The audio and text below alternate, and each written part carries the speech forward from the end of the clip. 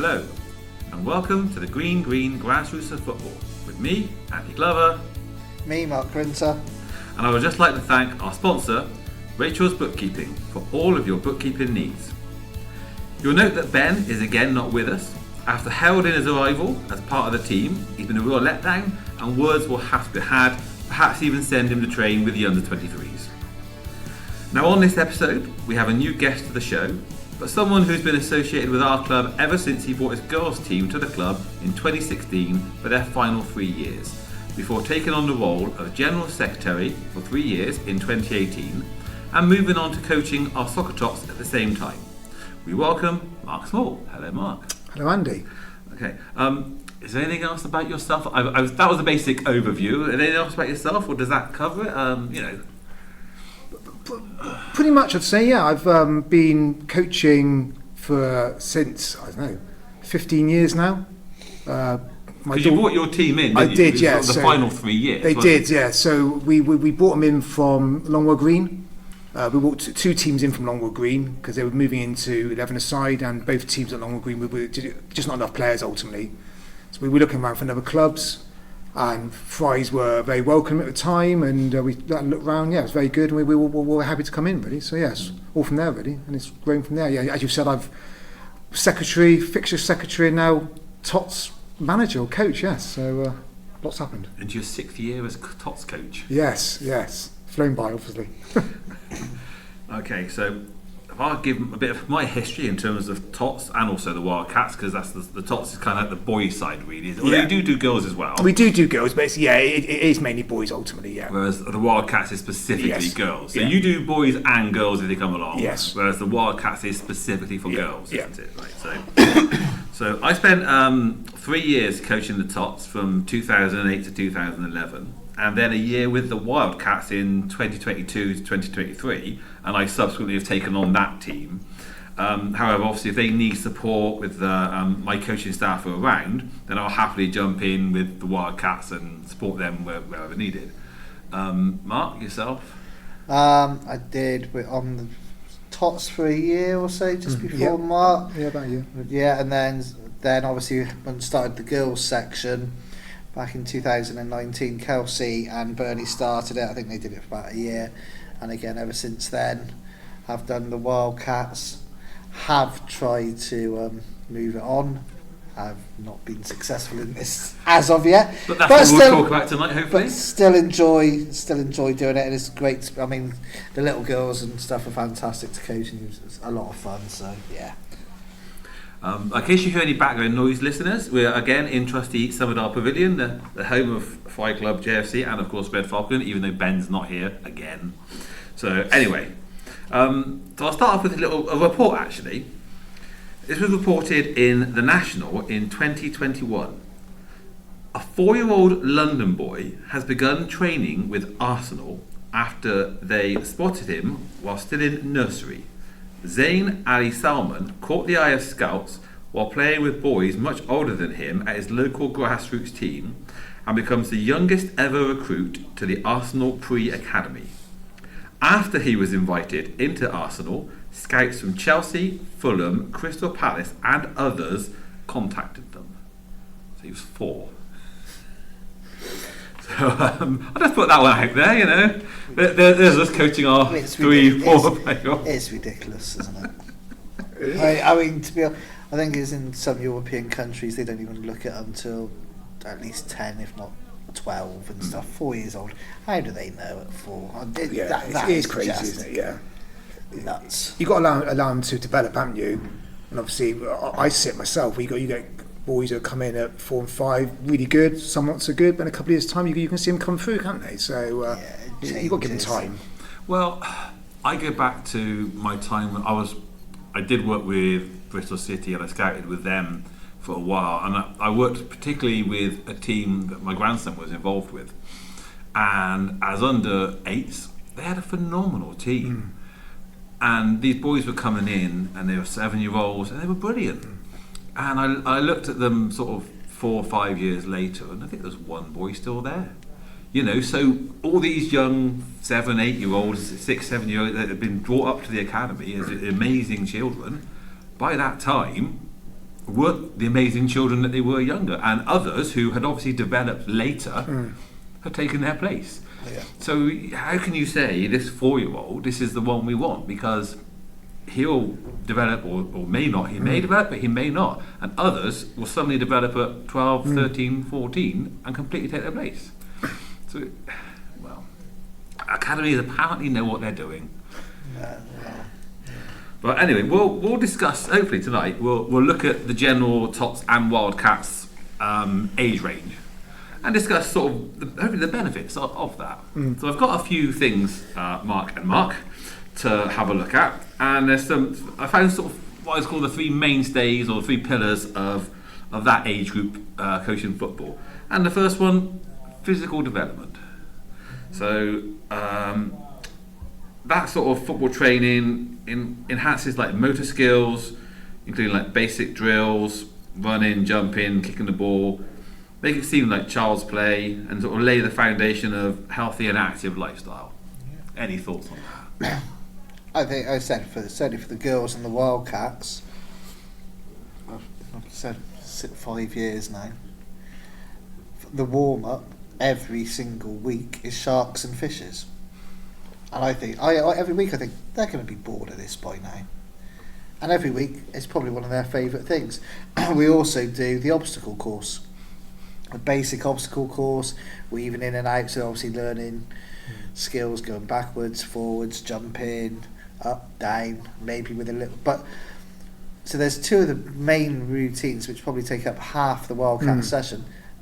For the majority of it, they're not even kicking a ball. Yeah, I mean, it is learning basic running skills, basic turning skills, awareness of others around you. I mean, for those who don't Space. know, sharks and fishes, if you're of my generation, that was bulldog. Not allowed to call it bulldog. You're almost not allowed to play bulldog, no. Same game. It's the same game. Yeah, but you're allowed to play sharks and And at fishes. Christmas, what was it called at Christmas? What did we call it at Christmas? I can't remember. What did we? Grinch. The Grinch. At Christmas, it's the Grinch. Same game, it's the Grinch. Yeah. Mark, what do you think? Physical development. Well, I think it's good. What we tend to do with the boys is it's just a simple game of tag league to start with, and just to get them moving, because I think it's quite important to get kids moving at all times. I'm not one to have kids hanging about in big groups, especially in the winter when it's cold as well. So game of tag, they're all stretched out along the line. Again, the space awareness which links into play. And again, you're dodging people, getting out of the way, moving about. So it's always I'm always trying to link any activity into a gameplay also. So it's game realistic. Yeah. But in terms of their physical development, it's also helping them be active. Yeah, absolutely. Be healthy. Yeah. It all helps, doesn't it? Yeah, because at the end of the day, we all know kids of all ages are stuck in front of screens a lot of the time at home. So it's just getting them out and about, enjoying it, moving, physical activity, anything really. So yeah, absolutely. So another one, social interaction. So yeah, engaging with a group, with a group activity. And I'll look at my team. So obviously my team have moved past the Wildcats, so they are still 7 and 8 year olds. And there's, I think, got 14 players. There's a group of 3 who go to one school, and a group of 3 who go to another school. And yes, they do kind of stick together, but the rest are all individual. But they all still chat and hang with each other. If a player goes down injured, they'll all go to that girl, regardless of whether she's at school or not. They'll all go to each other and support each other. So that social bonding is growing already. Yeah, I agree, absolutely. It's very easy to be in the same social group at school and not interact, but having different, because we've got kids who are based in Somerdale School. There's one who comes from Pensford. So there's quite a wide variety of schools that they come into. So I think, the fact of interacting at 4 and 5 year olds at that age is great, I think, really. And you can see them there, as you said, if the kids fall over, even at that age, they're going over to them, helping them up, shaking their hand, giving a hug, which is just a nice social interaction, I guess. So it's just nice to see, I suppose.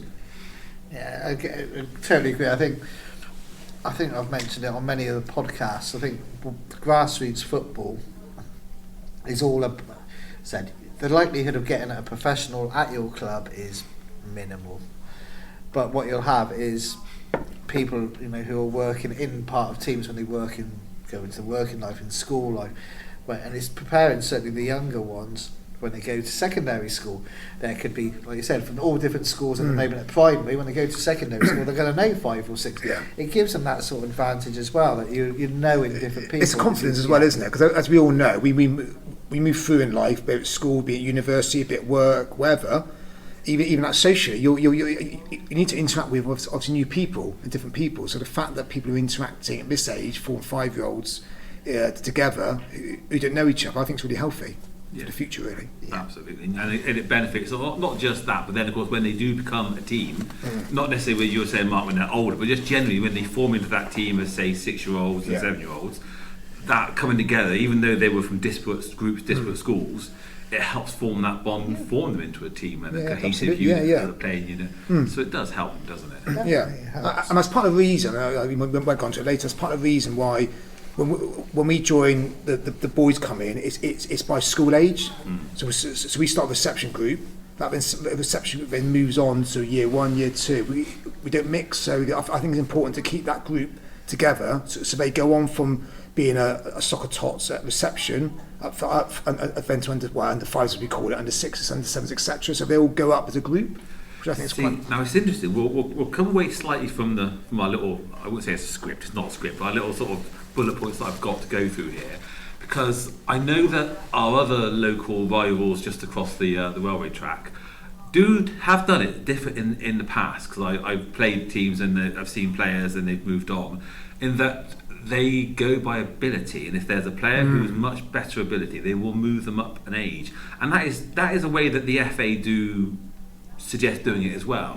Is they do it by physicality or by ability and progression. But we don't do that here. I know Mark keeps you sort of keep them very much in their age groups, and that's Mark Grinter. I'm sorry, folks listening. So I looked at Mark Grinter when I said that with the Wildcats, and you, Mark Small, with the Tots. You keep them in their in a year group, because there's I mean, like we've said, that 4-year-old going to Arsenal and stuff. They will all develop. There will be somebody in September, October, who's streets ahead or streets behind. You don't know at that. And then obviously the Arsenal guys are far more qualified than I am. You don't know in 6-7 months generally what they're going to be like. But they could shoot up, shoot down, loss of confidence, anything can happen. But also there's the thing where there's a lot of not here so much, but also a lot of counties where you have primary, junior, mid-school and senior school. And if you're in your age group playing, then you know those people. If you're playing up in the upper year, then you have no social bonding during the day, sort of thing. All your friends who you play with are all you've got no daytime, as it were, school time thing to talk about, because they're all that year below you. I mean, the other way I look, and I think it's Holland. They don't do it at all in age groups, all the way up, I think, to at least under 12s, if not older. It's on height, weight, and stuff like that. Is what so. You go up to say the under 16s. Classic example. My boy Corey. Virtually every week he's up against somebody who's at least 2 foot taller than him. But in Holland he'd probably be playing against 13-year-olds because he's at. If there's a header coming in, he ain't got a Scooby-Doo's chance. No. But I suppose similarly then, someone like in our team, Aaron, who is 6 foot, could have been 2 years ago put up because of it. So it's so just because they're tall, is he physically developed? No, just because Corey's small, Corey he could still be exactly. So against a 13-year-old, he'd knock them out of the way. Just because he's short doesn't mean he's not physically developed. So whether that's the best way, I don't know. There is swings and roundabouts, but again, like we said, for the peer groups, certainly at I think the younger age groups, to keep them in the same one is probably the right way to go. I sometimes, unfortunately, if you've got some parents who think their kid is the next Messi, Ronaldo and stuff, they might push to go up a year because they think that's the hardest challenge for them, and again, it's being part of the Tots, the Wildcats and everything like that, is sometimes managing parents' expectations. They think they played in the back garden and their boy or girl is going to be the next England captain, Yeah. And this is the pathway to it, is managing probably aren't going to be the next England captain, because it's very rare, but Yeah, I must not. I do think as well about the physicality as well, because obviously I'm always conscious about, you know, even at that age, 4 and 5-year-olds getting injured. Even someone who's a year up, it's easy they could get injured, and at the end of the day, they've come to us as a local friendly football club. That is on the back of my mind as well. Players getting injured, because even at this age, their kids are falling over, getting injured, balls in their face. So when they're playing with their own school year, it's a bit safer, I guess, surrounding them than kids who are about a couple of years older than that, I suppose. Yeah, so. definitely. And the final one of the three I've got is cognitive growth. So toddlers sort of learn to make quick decisions, strategies, and understanding basic sort of concepts, sort of counting and colours. We do sort of traffic lights and stuff like that. We do that quite a lot, traffic lights. Yeah, we do. So it helps teach their mind as well. Yeah. So that's quite a good one as well. Yeah. I mean, we do traffic lights, but I actually change the traffic light system each time as well. So, you know, blue might mean run very fast this week, and next week blue is do a skill. So it's not. So I'm making sure they're having to pay attention. Yes. Yeah.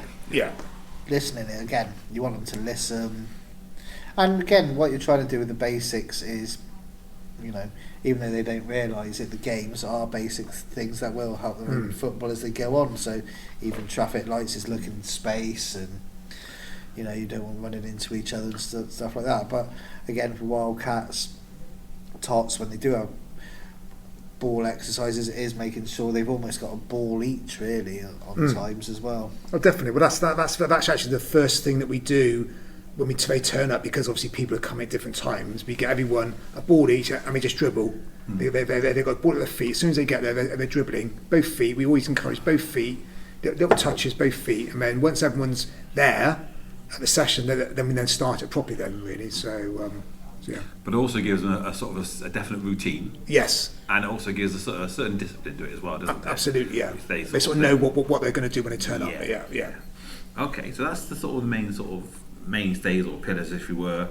So we're looking at the components of training. So I've got starting off with basic ball skills. What do we think? Dribbling, passing, shooting, that sort of thing. These are the sort of things you guys do? Yeah, it's what you. I think.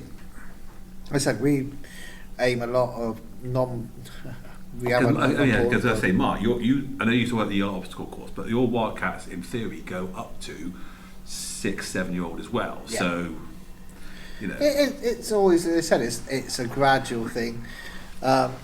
We do, like as Mark said, we try to split them up almost. I think I've got 3-year-olds, so we do put them in, and you do give them little different challenges. I mean, there are so many games out there on YouTube and stuff that we play. Well, as I said, the main thing is to keep them having fun. Keep it short. All the games that we try are no longer, that anything they do is no longer than 15 minutes, because at that age it's the attention span. But you do try to, as slightly getting older and maybe getting closer to the games, make it a bit more game realistic. You start, you know, little corners, 1v1s. The best game, and I'm still doing it. I was doing it tonight with the under 11 girls. Is the 1-2-3 game, where it's 1v1. You know, you shout out a number, and you give them a number. You shout out that number, and they play against it. One plays 2v2, and stuff like that. And they're having fun. They don't realise that they're getting ready for playing football. So you know. But it all sort of enhances sort of hand-eye coordination and, you know, and controlled movements, doesn't it? Yeah, and I think for us with the boys, we do try to start little passes, shots, because even at that age, the ability is still it's quite a bit of ability between the boys and the girls if we have them as well. So it's simple passing, shooting drills, and then progress on that really. I guess you just progress onwards, I suppose, as the weeks and the months go on. But what we do find, like a lot of, I guess, kids, all they want to just play games, and we just try and control that. I want to play a game for an hour and just have some drills. So what we try and do, I've been trying to do recently is we'll have a game of tag, then we'll have some small-sided games to get them, because they're so excitable and they just want to just kick a ball about. We have some small-sided games to get them almost tired out, really, and then do some drills, because otherwise what we found is come in, do a game of tag, do some drills, and they get a bit bored. They want to just run about, basically. They've got so much energy at that age anyway. So by just get rid of some energy by playing a few small-sided games, then do the drills, then perhaps have a big game at the end. So. Trying to get into their minds that we do have a game, but let's do some learning as well. Yeah, that's the thing. It's tricky because all they want to do is play football ultimately. So and you want to keep it fun for them. Well, of course, that's the thing. That you're not doing a game. Well, how dare you ask for a game of football at a football club? The last thing I want it to be is so structured that you do this for 5 minutes, you do that for 5 minutes. It's not like that. If they want to go off and kick a ball with their parents for 5, it's fine. Yeah. It's always been fairly informal, really. So. Which I think is healthy, really. Then. Yeah, definitely. Another one, mini matches. I mean, you say about doing it, but exactly that. I mean, ultimately, what do we do? What do they do on a Sunday or a Saturday? Yeah. It's playing matches. Is what we're actually here for. Yeah. And that's the most advantageous thing. I mean, not just mini matches. Obviously, when you get a bit older, is playing proper matches. Yeah. And I would argue that the two players I've seen the most improvement in my under-8 girls team have come since they've started playing matches. All the training we've done, once they've actually started playing matches, it's like, it's a big pitch, and there's an opposition. Oh, that's what we've got to do. So I mean, and it does help in training still, but it's that match understanding. This is the pitch, that's the goal, there's the lines. And the physicality as well. Obviously, you can do all the drills and training, but there's no physicality in that in general. Yes, you might have some one-to-one stuff, but it's the match play, isn't it? Really, where you get stuck in. I think as well, what I've found as well with our lot generally is that you get some boys who want to dribble the ball from one end to another. Others who just shy away from it. So having the small-sided matches, we might have 2v2 matches or 3v3. It gets them all involved. Sometimes when you go a bit bigger, even at 5-year-olds, even 5v5, you get 10 boys on the pitch, you get 2 might just be looking in the sky or not involved. So I think the really small-sided match is really important, I think, to integrate everyone. I don't know if Mark remember when we were back at under 7, we would split it by ability, but if we had at least 12, it would be the better 6 would do a 3v3 over there, that makes sense, and the developing 6 would do a 3v3 over here. So one, they're not being smashed, or one player's not dominating the pitch, but there's a good competitive game on both pitches, and they're all getting good number of touches on the pitch. It's a small pitch, so there's good touches, good movement. Because obviously when you're 4 and 5-year-olds, they're not passing the ball about. They're not passing. They're not looking for space. That's still to come. 4 and 5. Have you seen my 16-year-olds? So I think it's important because I said that you do get the boys who hog the ball a lot because they want to go do a Messi and we'll go from one end to another and score a goal, which is great. But it's just that to just make sure everyone's touching the ball ultimately, and especially in these cold weekends we've had, and the kids not getting cold and upset me, I guess, as well. So definitely another component, and Mark G for the Wildcats favourite obstacle course. Love the obstacle course. The girls seem to love the obstacle course. It's again how we set it up. They got the ladders, so the quick feet over through the ladders. Good idea. Then weave in and out the thing. Grab a football again through cones, turn around. Potentially you could put a hula hoop and then do toe taps, 10 toe taps, and run back. Again, you've got that competitive edge with it. We normally have split it into 3 teams. But it's a great one for agility. It's also good for problem solving as well. You can create little sort of... it's a good idea. It can do all sorts of things you can do with it. I mean, again, that was one we started 3 years ago. I must admit, I'd come to a training session and thought, I haven't got bloody anything for these lot to do today. And I thought, I'll tell you, I know what I'll do. I'll just set this up. And again, it's something that certainly the younger one, they love it. It's something that nobody ever moans over the obstacle course again. And it's something that's a good idea. Actually. And because we try for the younger ones, they do maybe only 45 minutes of the hour because they're 3-4-year-olds that get tired, and then they say, well, you can finish, and they go and do the obstacle course on their own again.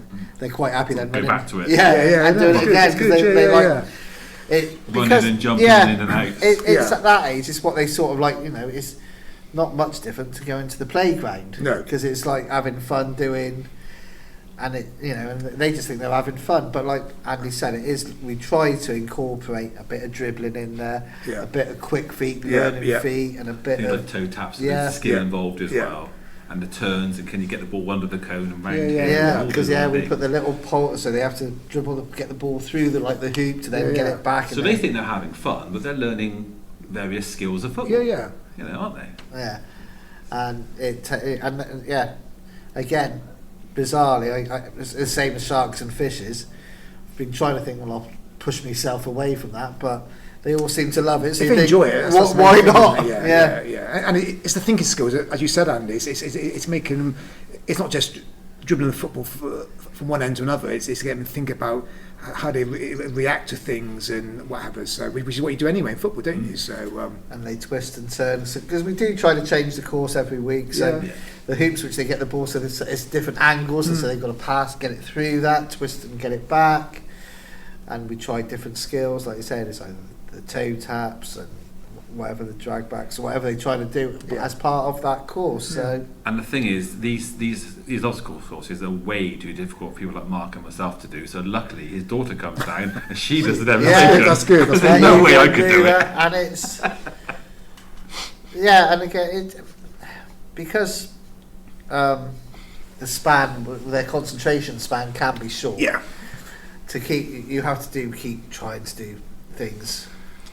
And that's what we try to do. We try to vary. It is, even though it's the same, and they know. And again, it's that comfort that they almost know what they're going to do. And then when they get that little bit older, like Andy's now taking on the under 8s this season, I would never probably say the teams that we start are probably the most. And you see some teams that we've played, or Andy's teams have played, and the young girls, and that they're so drilled on corners, and set pieces, kick-offs even.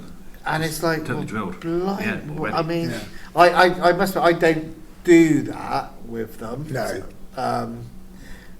So maybe to begin with, we're a bit behind. But I think, like Andy said, once they're then used to the game things, the skills that they've brought by doing these things. I agree. They catch up very quickly. I think sometimes you can overload kids with too much. Yeah, that's great, throw-ins, kick-offs and what have you, but it's gameplay, isn't it? It's understanding football, dribbling, shooting, passing, really. I think it's quite key. Exactly. Okay, and now another heading, the benefits of a sort of Tots and Wildcats football classes, or the benefits to them. So first one I've got here is motor skills. So, their actual agility and balance and coordination to them sort of thing. It's a great thing because you see them do and turn and stuff. But you got a couple of one or two of the girls. One or two I can think of who's now an under 6, and one of the girls sort of 2 years ago would just sort of turn and fall over. Now she's sort of able to run and turn and still falls over, but not as much. Not as much. And again, I think it, like you said, if they want doing football or any sport, it doesn't have to necessarily be football if you're out there. But to get them out, because unfortunately they will be on the screens. And so I always think with the Wildcats, maybe the Tots and stuff, football might not be their game in the future. But you're learning them skills maybe for rugby as well. So the basic skills, like I said, any motor skills, if you can be fit, can be a bit of turn and agility, you can do any sport basically. It will help. And I think certainly at a young age, you're coaching football to a degree, but you're coaching them to be fit, be healthy, have an ability to turn at any sport. I to some degree, when they go through under 13 all the way through, they should try as many sports as one.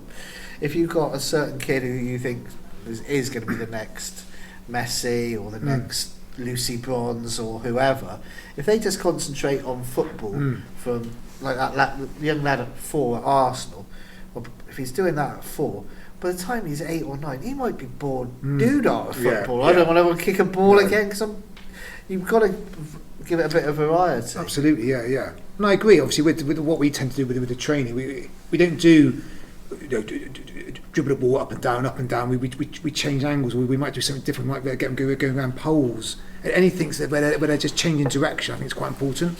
Even at the start, when they come and dribble, they're dribbling about, but they're not dribbling in a straight line. So I might be going round to them after and telling them to get them to turn, or just interacting with it, I suppose, rather than just doing some basic sort of drills, really, I guess. Absolutely. I think some of these are actually similar to the first bunch, but it's all about social dynamics, which is similar to one of the earlier ones, but things like belonging to a team, communicating, cooperating, building relationships. It is similar to that one of the first ones, but it's still belonging, that social belonging. And it's not only the kids, like I said, you keep it in there, it's getting the parents. Soccer Tots and Wildcats, you're bringing the parents in at a young age, so when they come in, they know the club ethos, what the club's like, absolutely, what they're after, like that, the responsibilities that they have, how to behave. And obviously it gives them, the parents, an ideal opportunity to build bonds and friendships. Potentially, if you've got Tots or Wildcats coming in, they could be there with each other for 10 to 12 years. Yeah, absolutely, yeah. And it's building that relationship up with the parents as well. I think it's good as well, especially on a Saturday morning when, obviously, I know you train and we train as well, Mark. That they're seeing lots of teams down there. Saturday morning there's a lot of teams down there, a lot of age range. It's just seeing that, I guess, that unity, with the club. And the size of the club. The parents and the kids can see that, this is what we could potentially become. Yes. There's that age, and there's the bigger age, and there's the bigger age again, there's the bigger age again, and yes. Well, we train the under fives, or the reception group, train next to the year one group, so I've done that for a reason, so they can, the reception group can see, I mean, there's some of the kids anyway, because they get schooled, maybe they can see, that's the team is next to team to go up, and then that's, sometimes see the drills that they do, which is a bit more complex because they're a year older, so I think it's quite important to see that growth as they go up, and to see other teams as well that they can aspire to, I suppose, more than anything. Well, interestingly, just halfway across the pitch, you have the Wildcats, and then 5 metres beyond them you have the under sevens, and 5 metres beyond them you've got our under eights. Yes. And we're lined up training. Exactly that. Bizarrely the under 9s are a long way, but as soon as they finish, then the under 10s, the under 11s are coming in and turning up and training as well. That's good, absolutely, So it is good. So I think we've mentioned cognitive development before, so we'll go with that one. Emotional well-being. I think that's a good one. So sort of that mental health. That's another one. I think it can. Even if it's something as simple as the joy of scoring a goal. Yeah. I mean, and even the joy of just being out with friends.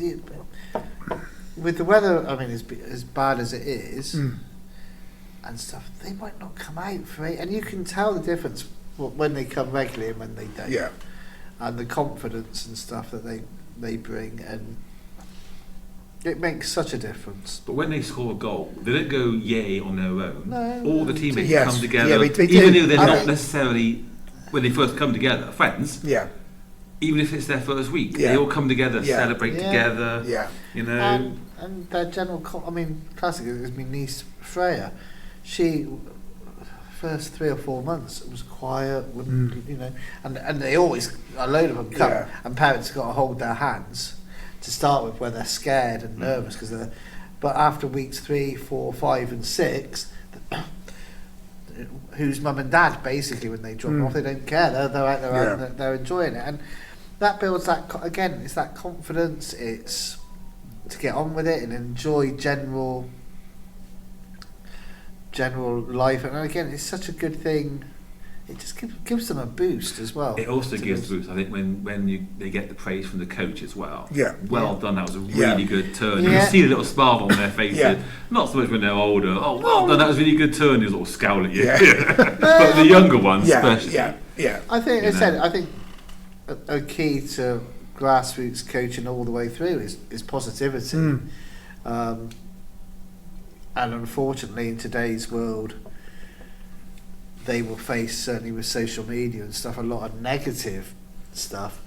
To be a role model that gives people positive it's stuff. Encouraging, isn't it? Yeah, absolutely, and to have that from a young age, and that trust is something special, really, that in life things will change, but if they've got another person, an adult figure that they can look up to and stuff, it is something which is very important, and it gives them that security that I mean, like I said, you've done it now for 6 years, Mark, with the Tots. I've done Wildcats. No matter what, fortunately or unfortunately, you're always there. Almost, it's like this steady person that they know that is. I think for me, I know you probably come on it later, but for me, the part of the reason I still go is to see some enjoyment. I've got no kids at the club, so it's to see the enjoyment of these 4 and 5-year-olds who just score a goal and they're like, someone to their parents and high five the parents. It's just nice seeing that enjoyment of just something simple by scoring a goal. For them, it's fantastic. Well, not just that, when they score a goal and celebrate, if you look at the parents, the smile on the parents' face, even if they run to the parents, the smile on the parents' faces as well. Yeah. It's like, it's a feel-good factor ultimately, isn't it? Yeah. The final one in this little section here: routine and discipline. So even things such as discipline which extends beyond the field, sort of into their daily life, just instilling that sort of, this is how we do it, we do this, we do that, and that will help them not just now but as they grow as well. And I think the basics of any team sport and stuff, and doing stuff like this, like I said, it will. 99.95% of children in grassroots football will not play football as their main profession. But the majority will be in working environments where they're part of teams and part of, well, A, you've got to get into work on time. B, if somebody tells you to do something, you generally probably have to do it. You might not like doing everything. You might not like everybody there. And it teaches you those skills that you have to tolerate, and work with people, be part of a team. Yeah, absolutely, and to succeed in whatever field. And I think if we can get people succeeding in their fields, whatever it is, and being part of that is a huge benefit of doing it. And to have it at a young age, at Fry's 3 and 4-year-olds, is an amazing talent to have. Definitely. It can be quite challenging to have discipline because obviously I'm not a teacher, and so it's having that I guess that line, isn't it, where you're not shouting or anything, you're just trying to get them to listen to you almost, and especially our lot, all boys, they get very excitable and they're trying to control that excitement sometimes, but also not being like a teacher, I guess, as well. Yeah. So it's that balance, isn't it, really? It's very difficult, I must admit. I will come away actually slightly from that and just ask, and this is going slightly off topic and might be a bit controversial. What about children who have got mild learning disabilities, and by that I mean autism, ADD, ADHD? How does that affect the way you're trying to interact with them or interact with the other children? Have you found any issues or difficulties there? I mean, from my point of view with that, obviously, I think I've discussed in the past, one of my kids has got autism, and he's been with, obviously he's the under 16s, and we talked about Corey in the past, so we used to, and I'm quite happy to have children like that. You tailor it slightly different if necessary. You have a good interaction with the parents, because again, with any disability is different levels. So with Corey, he's, I would argue, quite mild. And his focus is football. So at football he's okay, but what if he's turning up or she is turning up because the parents want them to do a sport and the focus isn't football, and so I've got, for instance, a girl in my team, and she's absolutely lovely, but she stands there and just pats your back and says hello, and you're trying to coach, hello, patting your back inside, and there we go, she's absolutely lovely, but you're trying to coach, hello, it's like, no, stop saying hello, and stop patting me, we're trying to do this, okay, hello. Not quite that bad, but she's not necessarily listening to what we're asking her to do. I mean, in my thing, if you have this is why hopefully you've got a lot of people. Ideally, I think with younger groups, you get anybody who says they're happy to help, bring them in. Because if you've got children like that, you can get somebody to help them and maybe go 1-on-1 with them, 2-on-1, whatever, make it so you've got somebody with them all the time if necessary. I think You don't want to ever, if you can avoid it at all costs, exclude people. No, not at all. No. I mean, it obviously depends if they've got a condition, violence, and then that's a different story. Yeah.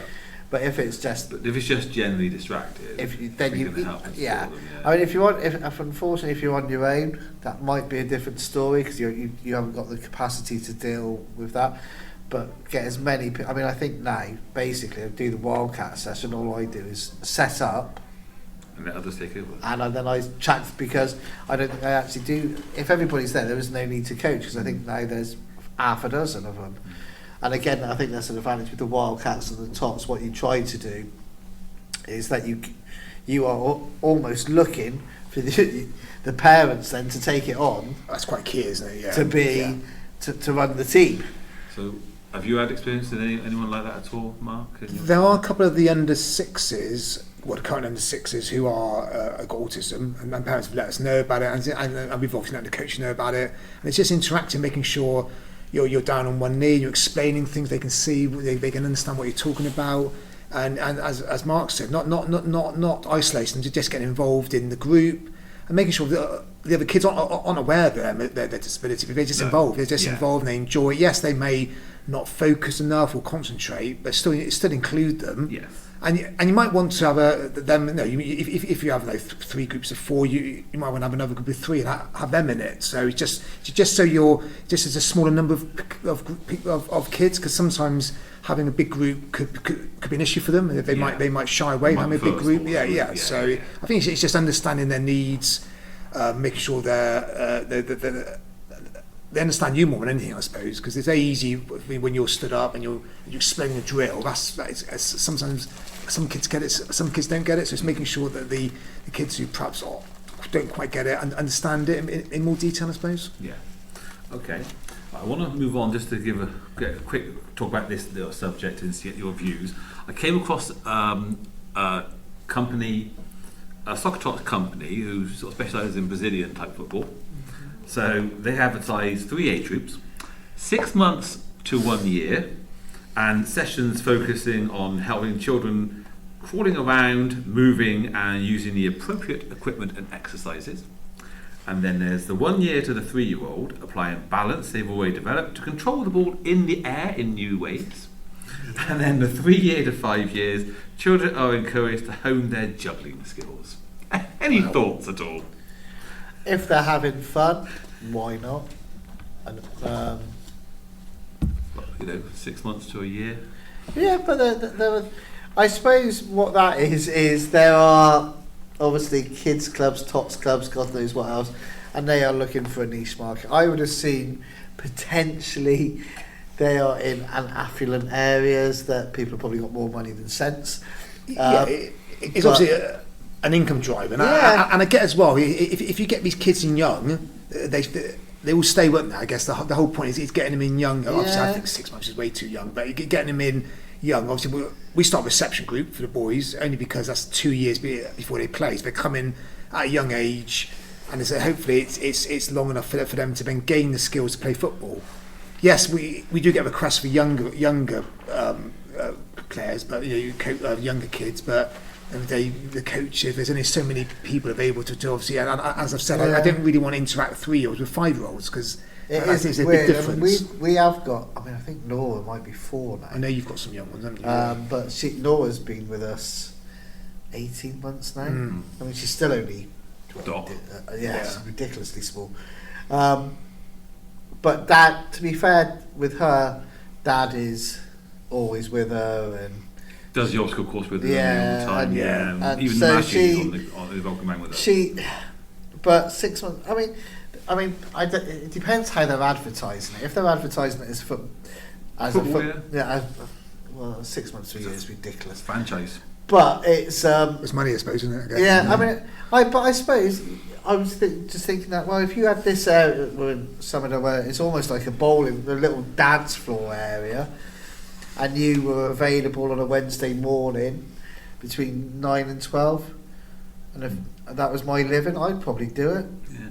I got to be honest, I'd be saying 3 to 5 juggling. I had a spare 5 minutes, but we were setting up on Saturday with my girls. I was saying, how many you can just have a little go at juggling. I might have to get one girl to do 3 touches just about, and then somebody's about 8.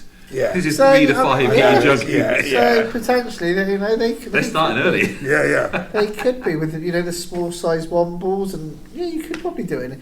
Again, I think in today's world where people are looking for different things and to do that, they might say, you might have a parent who says, right, on Monday we'll go swimming, Tuesday we'll go and that's what they want to do. So I don't begrudge people things like that. I think might even give me an idea or two. I'm conscious of the time. I know Mark Small has to leave us, although I'm okay for another quarter of an hour, so yeah. I'm hoping if you do, I'm hoping that Mark G might stay on a bit longer if we have a bit more to do. But if not, we might be finished. If you have to do, if Mark Small has to leave, so we'll go on to a bit further down my list. So I asked a few sort of personal questions.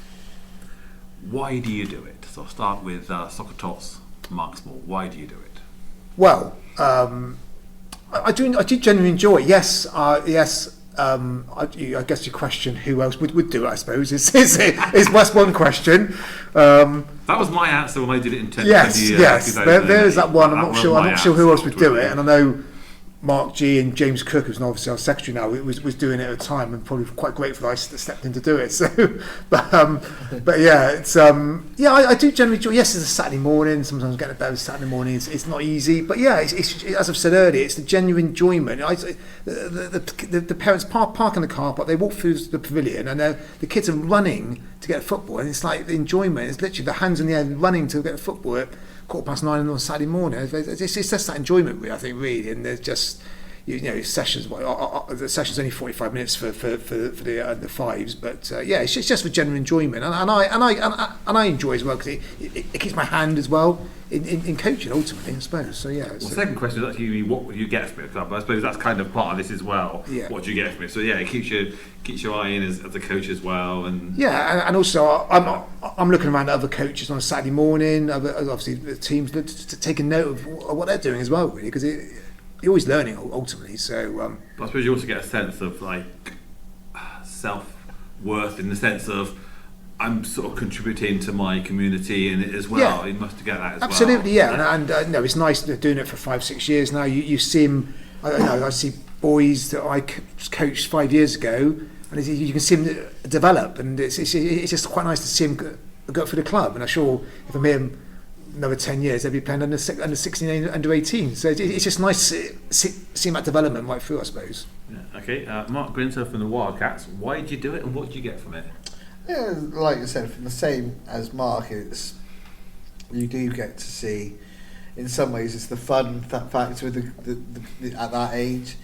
There's no stress though, is it? Because they're not playing games. That's when it becomes a bit more stressful as a coach. It's not stressful. Being presently head of the girls section, I think it is the lifeline of the clubs going forward. If you can have that, certainly for a grassroots club, virtually all of our girls who've been involved with the club now have started at Wildcats when they first started, and again, I know what it's given my kids going forward is what it's given the boys.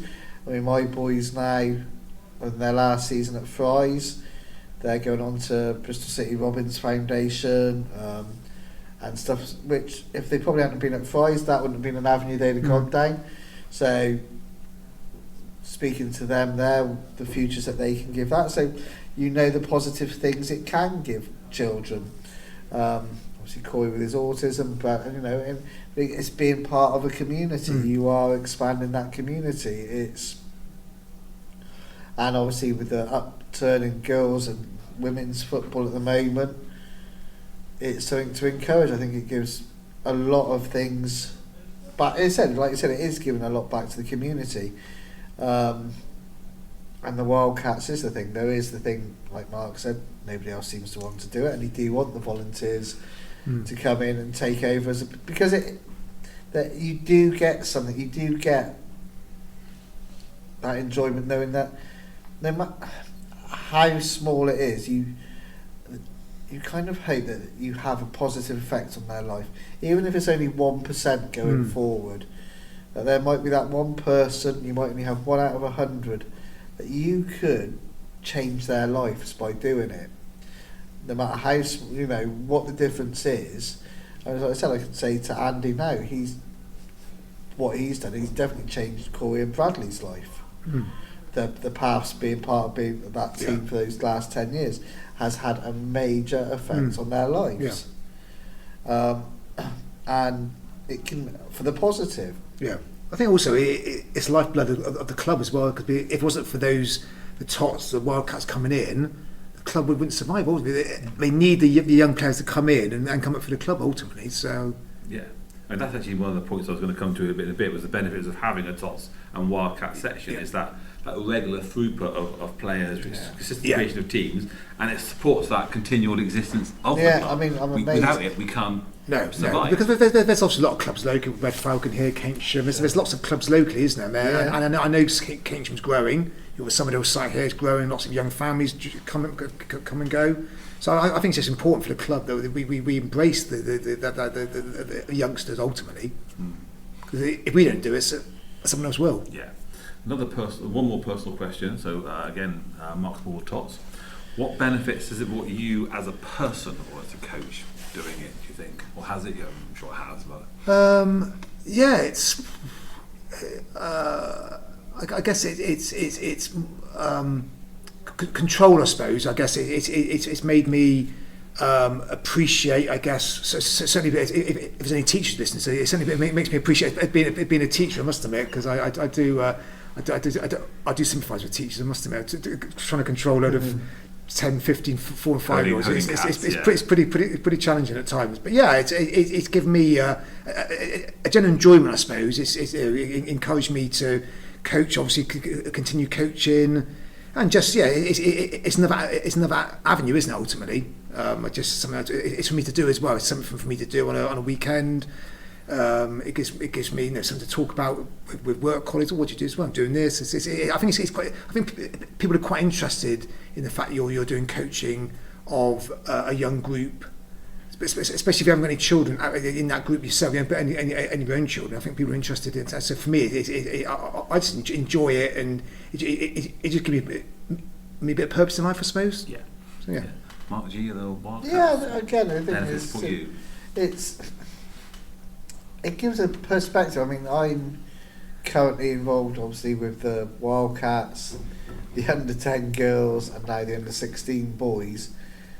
And it's to have that, you can see the journey and the effects of it. So with the Wildcats, it is that fun. It is like I said, it gets me up on a Saturday morning. And you do feel that there is a sense of pride about yourself. You feel you'd be like, you don't do it for selfish reasons, but you do think you have helped and you have contributed. And like I said earlier, I think for me, if I'm doing this, and I always think, well, maybe in 20, 30 years' time, I could be walking around the shop, and a woman will go, if it wasn't for you and doing this, they might not be a footballer, but they might be a PE, they might be something. And it's that pride, isn't it? It's that pride in what you do, and it's nice because I get it with the boys. The parents come up to you, are really grateful, thank you in the session. You get the boys come up to you and thank you as well. It's nice. It's a nice sense. You get a nice. It's almost like a.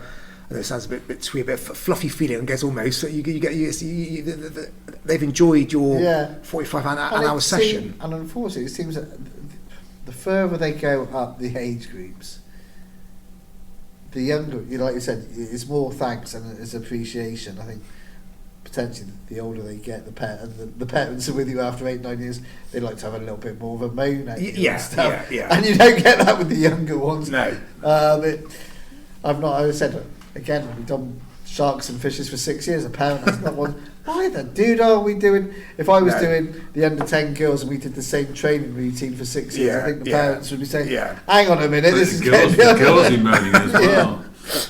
Okay. One last point. Obviously, Mark, if you need to plug out, obviously then do so. But one last point, which is basically recruitment.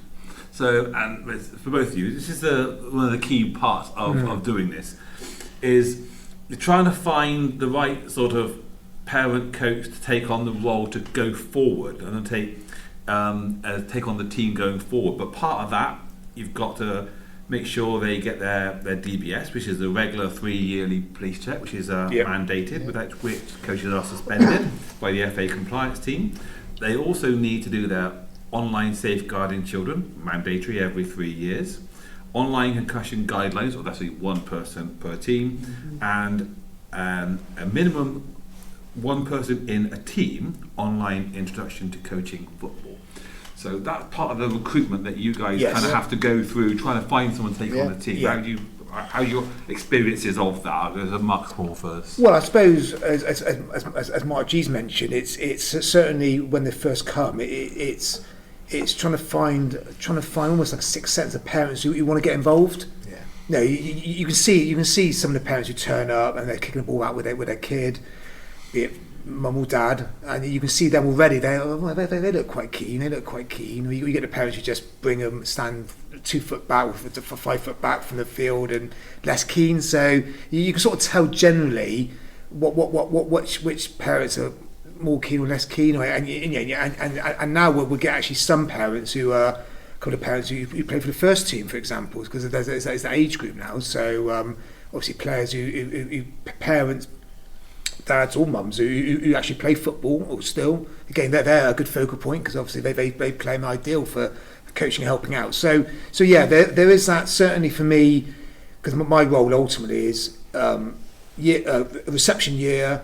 They come in first of all. I bring the parents in, and then the idea ultimately, it has worked every year. Then those parents who help out then take that team on. Under sixes, and then the next group comes, almost like a conveyor belt almost. So a reception group move up to year one, and that year one group then are being coached by parents. Yes. So then obviously we then, as you know, Andy, DBS checks and the rest, which can be probably more painful than actually getting them to coach in the first place. Yeah. So but yeah, so it does tend to work. I'm sure one year it might be. There's been a couple of years where I've said sort of March, April time to parents, look, if no one takes us on, it's going to fold, because I can't physically take the team on, because I'm still looking at the team below. Yeah. So at the end, people do understand that, and I don't think they perhaps, thankfully for me, realise what's involved sometimes. I take on, I can't be that difficult. He lies, yeah. Mark Grinter just lies. I lie to their face. Yeah. I'll only take you a couple of hours a week, if that. Yeah. Off you go. Yeah. Again, like you said, I try to talk to the parents who realise, are you part of have you done football? Yeah. So first of all, I say, well, they've turned up 6 weeks in a row. Well, that's a start. Yeah, absolutely. So if you're going to football, Soccer Tots, 3 or 4 weeks, don't turn up for a week, because the coach might be thinking that. So I pick up, and then if it weren't football boots, that's it then. Yeah. They're in. If they say anything daft, like, I run Cubs, or okay, you're involved in something already. Yeah. I'm a teacher, right? Okay. And you, like you say, you pick up on little hints. And they say, I play on a Saturday afternoon. Yeah. I've got to go. And how old are you? Well, so you're 30, coming to the end of your football career. Yeah. So tick. Right. So do you want to get involved with? And bang. And that's what you try to do. I mean, we've been lucky. So I'm under 10, so 9's obviously, and I think we picked with them Andy of Amara, and that was it. Thank you very much. I had no choice. My daughter said, I need you to coach my daughter. I was like, right, okay, that's me in then. So and Adam was in, and then we had Ben for the under 9s. He said he used to work for the FA. I thought, well, thank you very much. There you go. You're in then. That's sorted. And you just pick up on little hints like that. You just got to. I mean, and we're lucky enough with basically lie to their face and say won't take any of your time. So we've got the team in ready for the new under 8 girls, the current under 7. There's now 4 of them, and they seem to be very keen, enthusiastic, and are doing great jobs. And then, but we've got the next age group, which is at the moment is like tumbleweed. But potentially we could enter an under 7s girls, because the Bristol Girls League are looking at that. At the moment, probably won't. It won't be the end of the world. I think it's worth it, because that's not going to start till September. So you're talking 9 months away. So I think it's probably worth entering, even if we pulled out at the last minute. Yeah, I'm struggling to get it. But more we'll will see. come. More will come. So I have to admit, to me it was different because obviously I was hoodwinked into taking on my first team by someone who said, "Oh, just come down and have a look." And at the end of the game, they handed me my bag and bucket and said, "There you go." But I was hooked anyway. But after that, each team that I took on, I already knew that I wanted to do it. Yeah. So I and actually getting coaches, it was each time there was always parents there. But for me, it was easy because they knew I was the manager. So assistance was always just a matter of getting an assistant to someone who's a manager is easy than finding an actual manager to take that main responsibility. So, but if you can find one, and that's obviously that's your main role. So you find one, then you're doing really well. And like I said, but so far you guys have done it every time. So my hat's off to both of you on that. If I'm honest. Yeah. I think as well. I don't know if it's come on to it. We also, I know some of the teams encourage younger players, so like 14 or 15 year olds who are doing D&V or whatever, to come in as also coaches as well. I'm not saying that they will take that team on. Some might do potentially, but it's also encouraging them as coaches as well. I always encourage. It amazes me as soon as on the WhatsApp, the general Fries group, I've got somebody who's D&V. Yeah.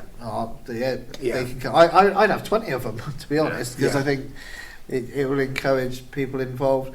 Hopes on their coaching path, and agree with the younger ones again. See, my problem is my under 16s. There's 3 or 4 who are interested in doing it. By the time I found out, Mark's really nicked them. Yeah.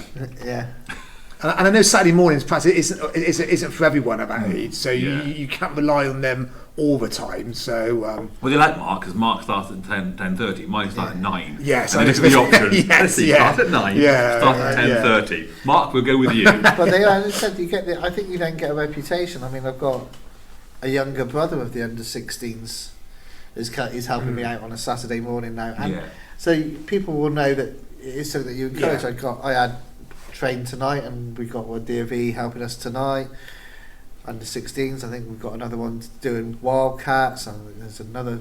I've got an 18-year-old who's doing it for a year. So I don't know what Duke. I presume he's on gold, but I've got somebody coming who's going to be starting for a year. And because then that helps. But again, I would also encourage any new managers and stuff. Think if you get a D&V to help you, it's awesome. Any help, even if it's just like helping on the game days, and warming again, up and stuff like that. The one advantage with football, and when they start, and even if the ones when they're not sure, as soon as you're in usually with the team, you've got to be pretty hard and callous then to walk away from a 7-8-year-old who says, "I'm not doing this anymore." And to be honest, it's few and far between personal circumstances and stuff. You do get to know. You have a good insight, and I think one reason why we probably do it is that you do get to know people. You have this sort of understanding of what people are like. I mean, look at me. I mean, I didn't want to do a 4th team, and then my daughter said, "Oh, your granddaughter wants to play football. You'll be her manager." I was like, "Oh, go on then." What can you say to that? And now I'm in it. If she walks away, I'll be like, "Okay, good luck. Off you go. Anyway, team, let's go." Exactly. I'm in. I'm fully in it. Absolutely, I'm into it. So anyway, I think pretty much rounds up where we are. Okay. So, unless Mark G or Mark S want to add any more? I hope we haven't put anybody off. I would highly recommend anybody, if you want to go and help your local football team, Soccer Tots, Wildcats, great way to start, less pressure, and I'm sure any club would love you to go down and you don't have to be a manager. You just come along and help out. Yeah, and in all fairness, it's not difficult, which is why we have the 14, 15 year olds helping out, because it's not that technical. They're kicking a ball about it, and it's such an easy starting ground for any young coach coaching at Tots. Because obviously they're young, they don't answer back generally, which is obviously always a positive. So it's a great grounding, I think, for any young coach, I think. Brilliant. Okay, so I think that's us done. So from the Wildcats, Mark Grinter, thank you very much. Thank you very much for your time, and good night, everybody. And from the Tots, Mark Small, thank you very much. Thank you very much, Andy. And from myself, Andy Glover, signing off. Thank you all listeners. Hope you enjoyed it. See you next time. If you like this podcast, then please email us your questions, comments, random thoughts, anything you want to share with us at greengrassroots@gmail.com. You can contact Mark and Andy through X at Fry Club JFC or Ben at Red Falcon JFC. on Facebook via Fry Club Junior FC or Red Falcon Sport. The Fry Club JFC website is www.fryclubjfc.co.uk and the Red Falcon Insta page is at Red Falcon JFC. You could also type out a fantastic review on Apple Podcasts or give us 5 stars on Spotify. You've been listening to a We Haven't Got a Clue What We're Doing production, produced and edited by Andy Glover.